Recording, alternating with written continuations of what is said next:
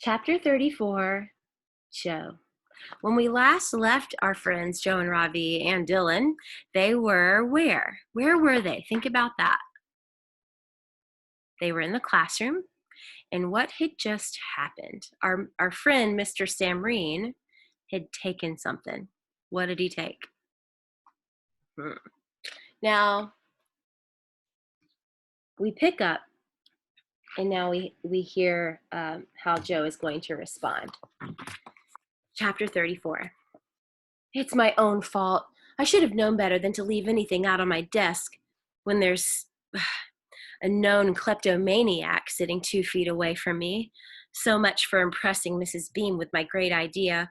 All I have is an empty dish, which is exactly what I feel like at the moment. Ravi has left his package sitting unopened on his desk while he takes his card up and puts it in the basket. Lucky for him, Dylan is too busy unpacking his own box to notice. Mrs. Beam starts talking to Ravi about the Indian cookies his mom had made for her, but I get distracted when I see what Dylan Samreen has brought. It's a big plastic yellow star with a picture of, what else? Dylan's face glued to the center. I watch as he rips open a package of AA batteries and loads a bunch of them into the back of the star. When he's finished, he sets it on his desk, pushes the on button, and the whole thing lights up and starts playing Ghetto Superstar. Lucy Mulligan and her little girlfriends come running over, and pretty soon they're all dancing around Dylan while he sings along to the music. His singing is bad, but the girls don't care. I notice his boxers are decorated with yellow stars, and the top 3 buttons of his shirt are undone. Gross. I'm not sure, but I think he might even have glitter on his chest. Take your seats, please, boys and girls, and we'll get started, Mrs. Beam tells us. I'm in big trouble. Chapter 35, Ravi. Ravi, Mrs. Beam says as I drop my card into the basket. My heart is pounding. What have I done now? Have I done something wrong? Amma had offered to write my explanation on the card in her neat handwriting, but I had insisted on doing it myself.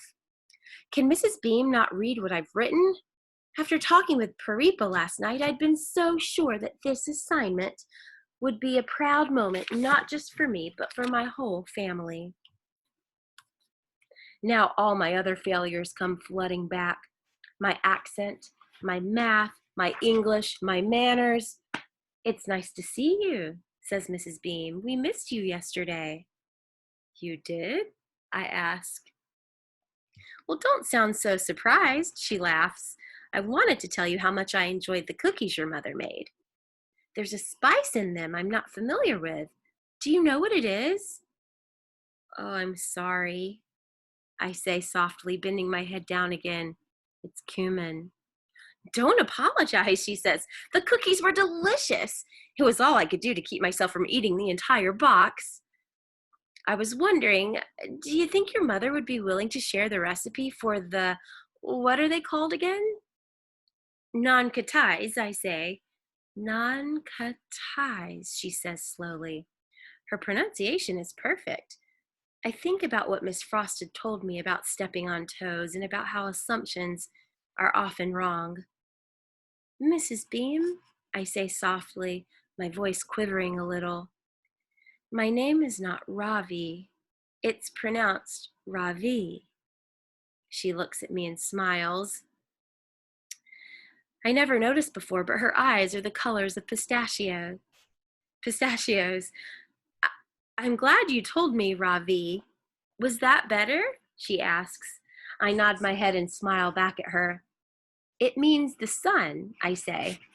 As I walk back to my seat, my heart feels lighter. It seems things are finally looking up for me in America, but my gratitude is interrupted when I see Bigfoot sitting at his desk.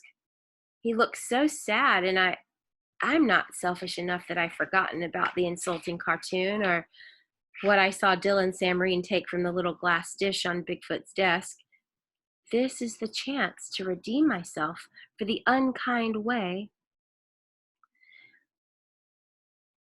I lost my place. This is the chance to redeem myself for the unkind way I had treated Ramaswamy at Vidya Mandir, and for all the toes I've stepped on at Albert Einstein Elementary School. My chance to set things right. I reach into my desk and I feel around with my fingers until I find what I'm looking for. And then I put it in my pencil box for safekeeping until the moment is right. I want to pause here because there's a moment on this page where something in my heart softened toward Ravi. It started to change a little bit.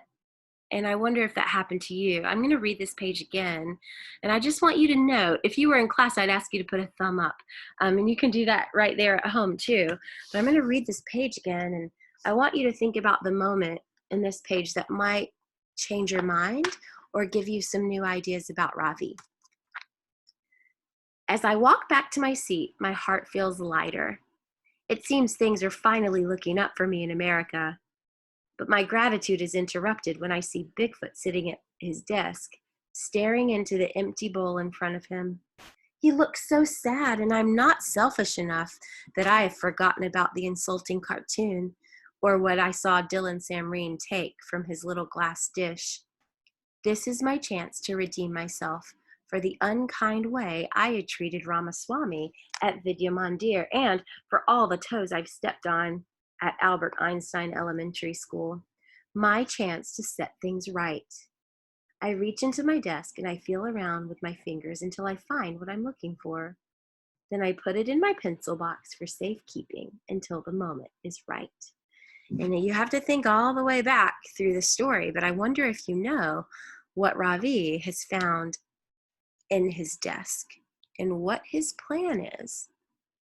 Do you know? If you don't know, you can just listen on to the next Read Aloud day and you'll find out. But think carefully what happened.